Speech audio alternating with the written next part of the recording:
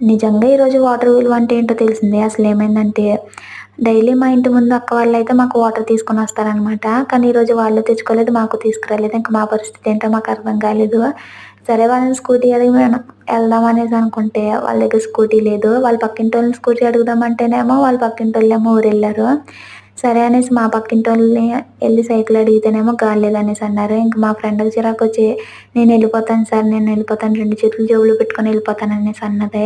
ఆగు మేము వస్తాం ముగ్గురం కలిసి వాటర్ టిన్ తెచ్చుకుందాం అనేసి అయితే వెళ్తున్నామనమాట. ఇంకా దాన్ని ఎలా తీసుకురావాలి భుజం మీద, నడుము మీద, నెత్తి మీద అనేసి ఆలోచిస్తుంది. ఇంక సరే అక్కడికెళ్ళిన తర్వాత చూస్తుంటేమో వాటర్ రావట్లేదు. రూ. 5 కాయిన్ ఎయ్యి అప్పుడొస్తానంటుందనమాట. ఇంకా అప్పుడు రూ. 5 కాయిన్ ఎసిన తర్వాత అప్పుడొస్తున్నాయి వాటర్ చూసారు కదా! ఇంకా నేనెప్పుడు అనుకుంటాననమాట దానికన్నా ఎక్కువైపోయి అంటే ఆ టిన్ కన్నా ఎక్కువయ్యి వస్తాయేమో అనేసి.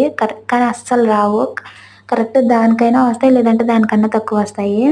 ఇంక మా ఫ్రెండయితే బీపీకాయలు అంటామనమాట వాటిలిని. మరి మీరేమంటారో కామెంట్ చేసేయండి. అలాగే ఇంక మేమైతే వాటర్ పట్టుకొని ఎళ్ళిపోయాము. ఒకవేళ సబ్స్క్రైబ్ చేసుకోకపోతే ప్లీజ్ డూ సబ్స్క్రైబ్. ఉంటానే. బాయ్.